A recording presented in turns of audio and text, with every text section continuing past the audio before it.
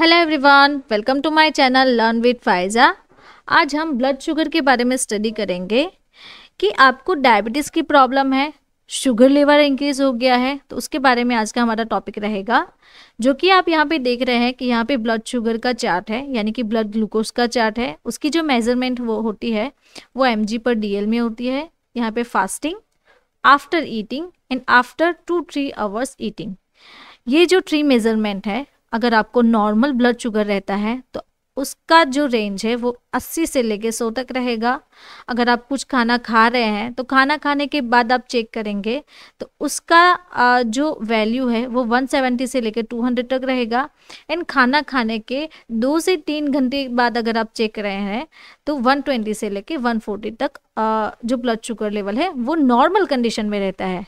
उसके बाद है इम्पेयर्ड ग्लूकोज एंड डायबिटीज़। तो ये जो मेजरमेंट है वो आप देख सकते हैं डायबिटीज़ में कितने अमाउंट तक आपका जो लेवल है वो इंक्रीज हो सकता है, कि जिसके कारण आपको regular blood sugar level check करवाना चाहिए। अगर आपको हाई बीपी है तो आपको कैसे मेंटेन करना है, तो इसके बारे में आज का हमारा वीडियो लेक्चर रहेगा। तो आप लास्ट तक बने रहिए, जिससे कि आपको ब्लड शुगर के बारे में पूरी जानकारी है वो मिलेगी। तो चलिए सीखते हैं कि आज हम क्या क्या सीखेंगे। शुगर के बारे में सीखेंगे, causes, symptoms, diagnosis and treatment. तो ये जो सारे चैप्टर्स है वो आज हम ब्लड शुगर के बारे में स्टडी करने वाले हैं। सबसे पहले यहाँ पे जाने कि ब्लड शुगर लेवल वो है क्या।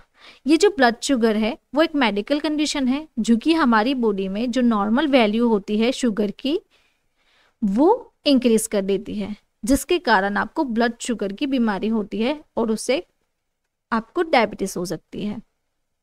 यहाँ पे है उसके बाद ये जो शुगर लेवल इंक्रीज हो जाता है तो आपको टाइप 1 एंड टाइप 2 डायबिटीज हो सकती है, जो कि diabetes insipidus and diabetes mellitus है, जो कि ये दोनों डायबिटीज के टाइप्स हैं।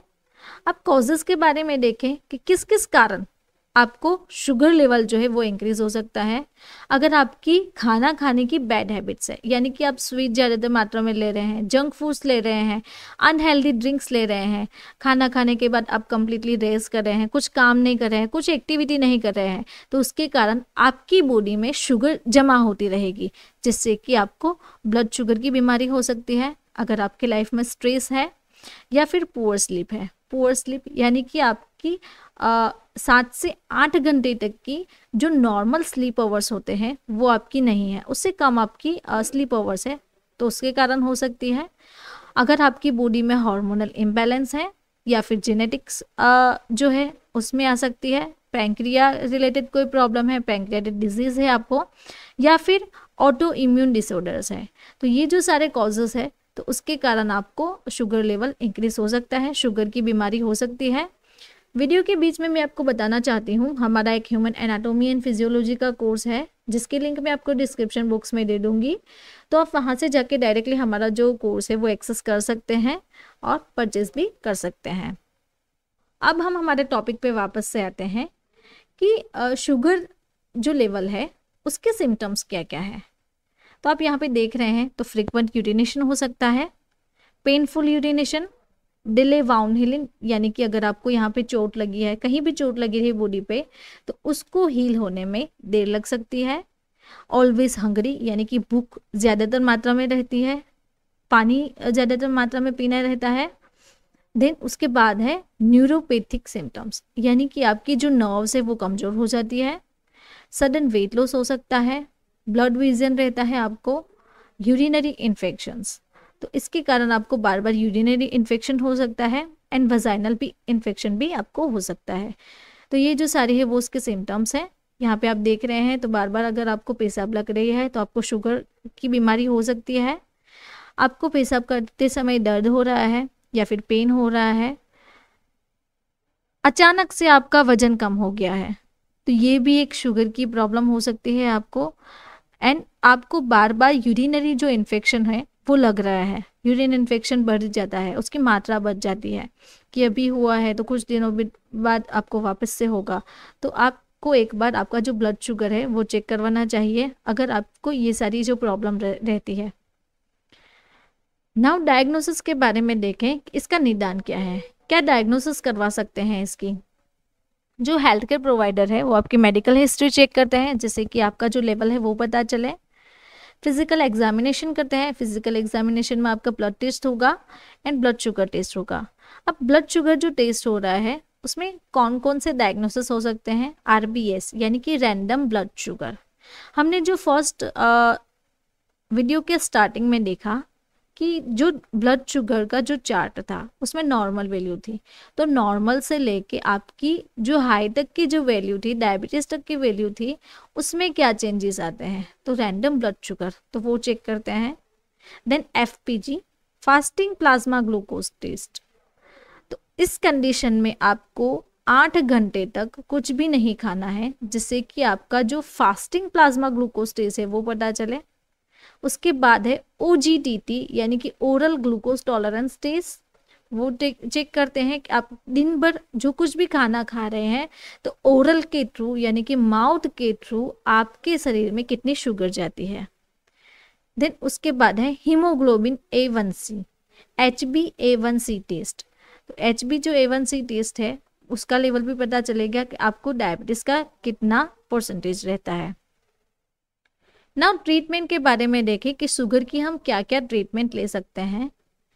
आपको हेल्दी लाइफस्टाइल रखनी चाहिए, हेल्दी डाइट रखनी चाहिए यानी कि जंक फूड नहीं लेना चाहिए, शुगर ज़्यादा मात्रा में नहीं लेनी चाहिए। आपका जो स्ट्रेस लेवल है वो कम करना चाहिए। प्रॉपर स्लीप लेनी चाहिए यानी कि 7 से 8 घंटे तक की जो प्रॉपर स्लीप है वो आपको लेनी चाहिए।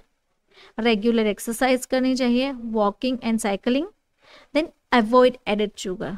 तो ये एडेड शुगर है वो कहाँ से पता चलेगी?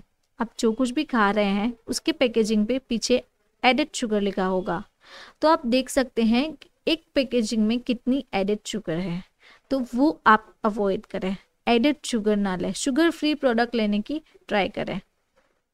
फ्रेश केरला जूस भी आप ले सकते हैं। तो ये जो सारी है वो उसकी ट्रीटमेंट्स हैं। अब हम यहाँ पे देख सकते हैं कि हमारे पास शुगर लेवल को कम करने की बहुत सारी ऑप्शंस हैं जो कि हम इसमें से जो मेडिकेशंस है वो ले सकते हैं। तो चलिए देखते हैं कि कौन कौन सी मेडिकेशंस ब्लड शुगर लेवल में दी जाती है, यानी कि अगर आपको शुगर की बीमारी रहती है तो उसमें ये जो सारी मेडिकेशंस हैं वो दी जाती है। तो चलिए सीखते हैं। सबसे पहले यहाँ पे है ग्लाइकोमेट 500 SR। उसका जो डोज है 0.5 से लेकर 2.5 ग्राम पर डे का है, जो कि 2 से 4 डोज आप ले सकते हैं। उसमें जो मेटफॉर्मिन कंटेंट आता है। देन उसके बाद है मेटफॉर्मिन की और भी एक टैबलेट है, उसमें 850 mg है, जो कि उसका डोज है 0.5 से 2.5 ग्राम पर डे का, 2 से 4 doses. Then metformin hydrochloride sustain release tablet आती है ग्लाइकोमेट 1 ग्राम, उसका भी डोज सेम रहता है। देन ग्लिपिजाइड टैबलेट आती है जो कि आपका डोज है 5 से लेकर 20 mg पर डे का, दिन में 1 से 2 टैबलेट आप ले सकते हैं। पोर्जिक्सा डेपाग्लीफ्लोजिन वो फिल्म कोटेड टैबलेट आती है 5 mg की, जो कि आपको दिन में ओरली 5 से 10 mg लेने की होती है, दिन में एक बार।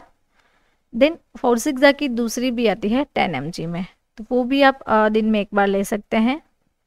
देन उसके बाद है ग्लिबेनक्लामाइड, उसका डोज है 5 से लेके 15 mg पर डे का, 1 से 2 टैबलेट आप ले सकते हैं दिन में। वो एक 60 mg में अवेलेबल है, जो कि उसका डोज है 40 से लेके 240 mg पर डे का, वो भी आप दिन में 1 से 2 डोज ले सकते हैं।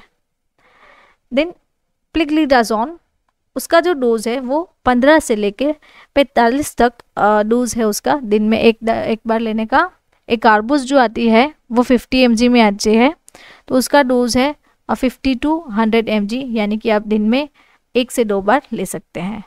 देन उसके बाद है सिटाग्लिप्टिन फॉस्फेट टैबलेट, उसका डोज 50 से 100 mg तक का है, दिन में 2 बार ले सकते हैं। ग्लिमिपेप्राइड 1 से लेके 6 mg तक का डोज आता है, तो दिन में एक बार लेना है आपको। देन उसके बाद है metformin hydrochloride prolong release tablet and with glimepiride, तो ये जो कॉम्बिनेशन की ड्रग है तो वो दिन में एक बार लेनी है। देन उसकी दूसरी भी है GP2, तो वो भी आप दिन में एक बार ले सकते हैं। उसके बाद है vildagliptin tablet 50 mg। Then homeopathic जो मेडिकेशन है डिबोनिल ड्रॉप्स, तो वो SBL के आते हैं, तो वो भी आप 10 drops half cup of water में 3 टाइम्स अ डे ले सकते हैं। उसके बाद है SBL के टैबलेट्स आती है, तो वो आप 4 से 6 टाइम डेली ले सकते हैं विथ वाटर। हिमालय की डाइबेकॉन DS आती है, तो दिन में 1 से 2 टैबलेट आप ले सकते हैं। चरक कंपनी की हाइपोनीड टैबलेट आती है, 1 से 2 टैबलेट आप दिन में 2 बार ले सकते हैं। दिव्य की मधुवंशिनी वती एक्स्ट्रा पाउडर जो आता है, तो वो भी आप दिन में ले सकते हैं। अगर आपको मेरा ये वीडियो अच्छा लगा तो ये वीडियो भी अच्छा लगेगा। ऐसे ही डिजीज़ेस के बारे में अगर आपको स्टडी करना है तो आप मेरे चैनल को सब्सक्राइब करें, जिससे कि आपको रेगुलर मेडिसिन के बारे में और जो ट्रीटमेंट है उसकी, जो डिजीज़ेस है उसके बारे में सीखने को मिलेगा। Thank you for watching my video.